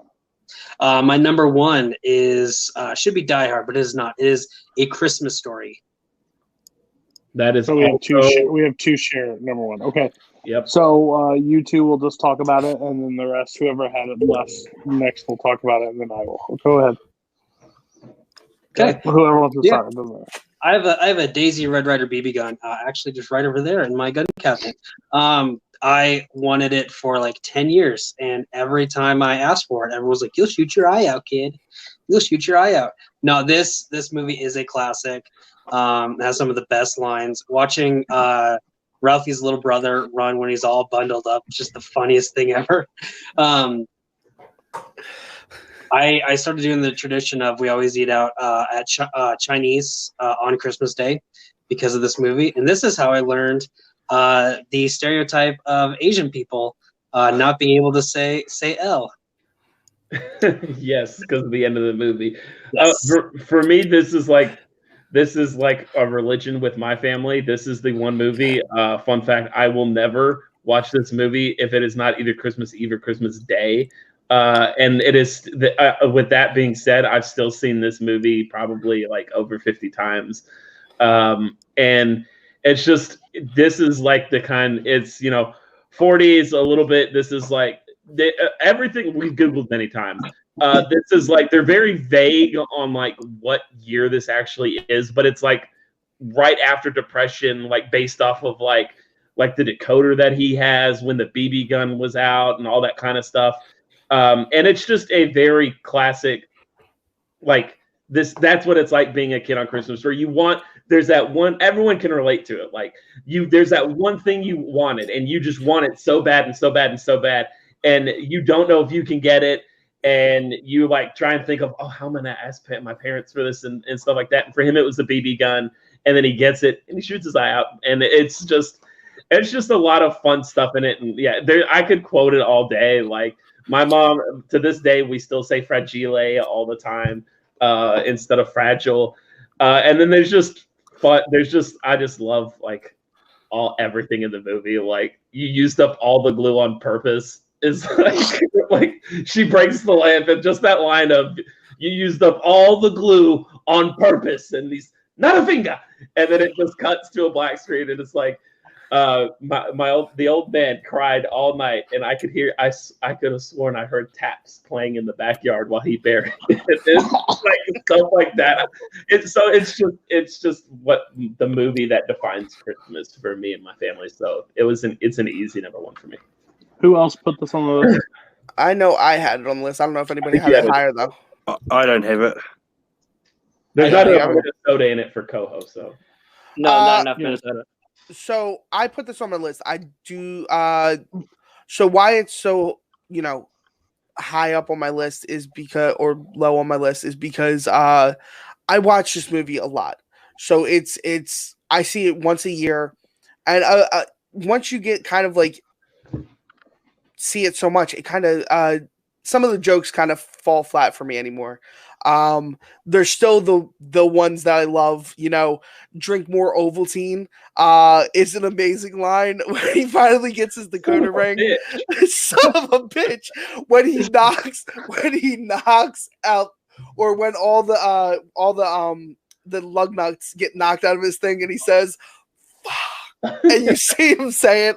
It's great. Except he didn't say fudge. Except I didn't say fudge.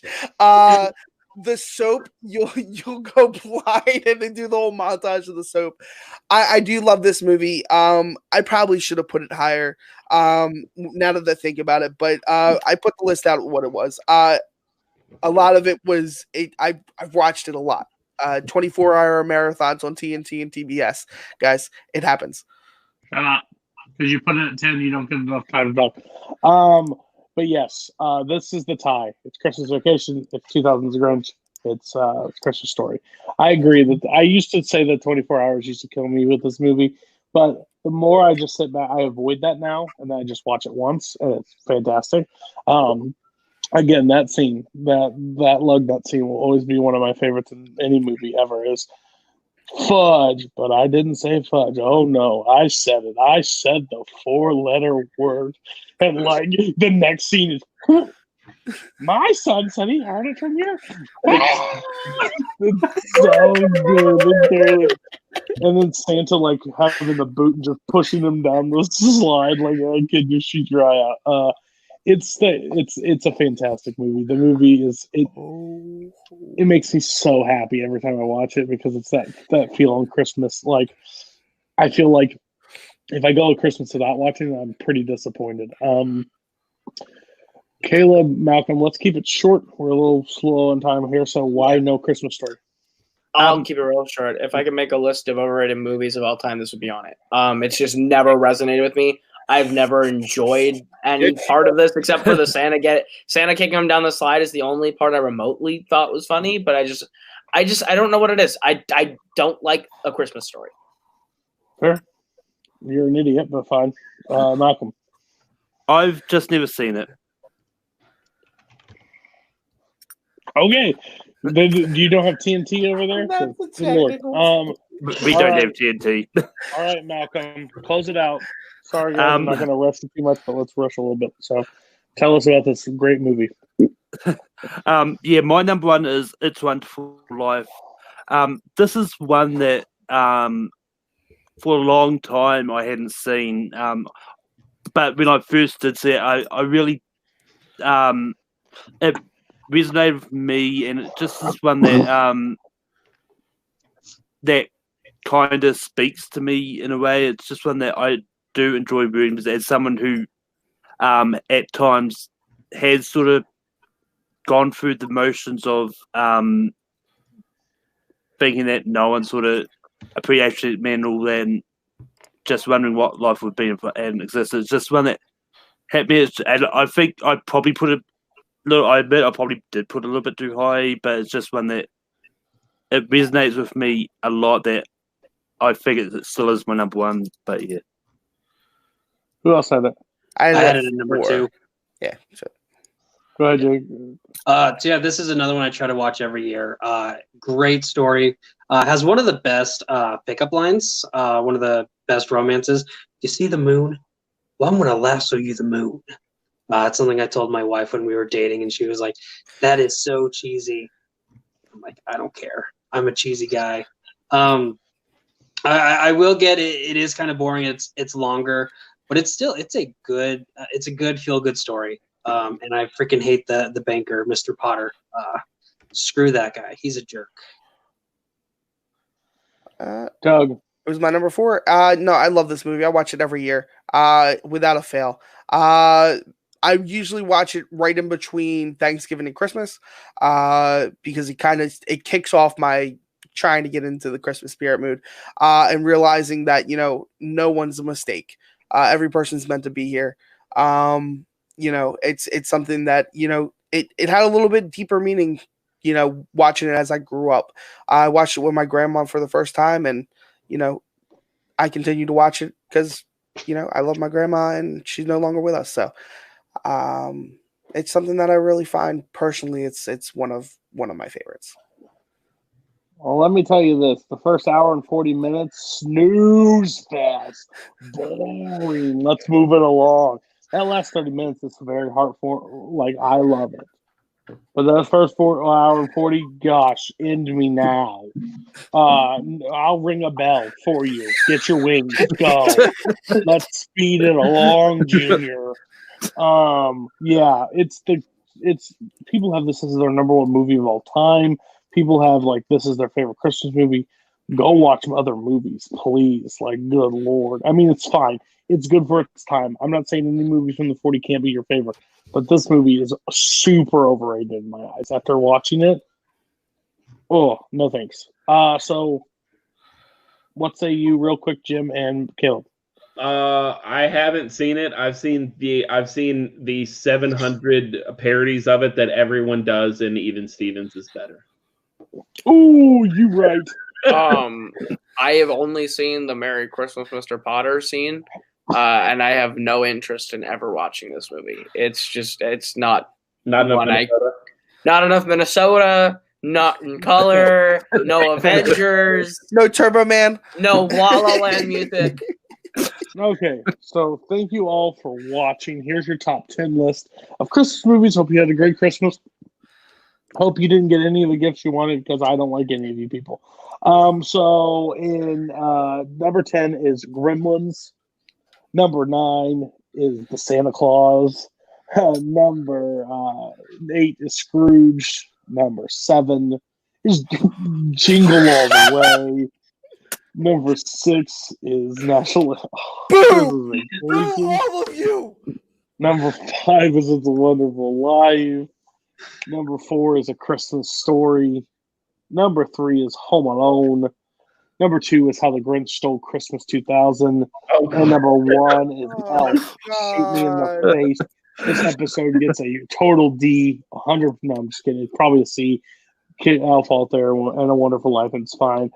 Grades for this episode: winner with the probably second highest score I've ever given, tied with the highest score, is an A- for Jim Green. If you didn't have Nightmare, we would almost be in sync through this list. And Elf was high, but it's just not for me.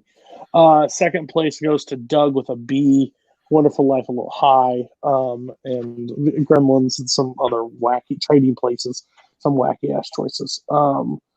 Number 3 is Jacob with a D plus. God,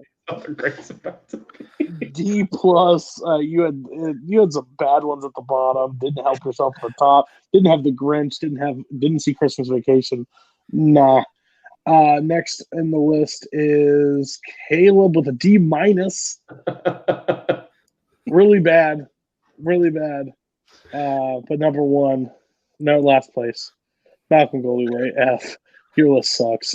You put some hot takes on there. You confused White Christmas and Holiday Inn. That's a big enough oof for me. And It's a Wonderful Life. And Love Actually is 1 and 2. Shameful. Thank you all for watching. Here's your upcoming lists coming up this year. Next one. Well, no, okay, it'll be after. You're totally right. You're doing your job. Best of the 2010s. That's going to be a highly anticipated show. I'll have a lot of people. Again, send me your list. Don't be pissed if I don't pick you. I can only have 4 spots. But a lot of people are going to be interested in that. 8th is Worst of the 2010s. So that's going to be a lot of takes. Then we got Best of 2019. And then we have Worst of 2019. And then football movies. Football movies may change. I may let Brooklyn do a music episode that week. It's still in the works to see if we get a draw interest. But if football movies is the one enough people like, then we'll go with that. Again, please send me your list. If you don't send me your list, you can never be on the show. If you send me your list multiple times, I will just block you. Yeah, so on that note, have a good night. See you in 2020.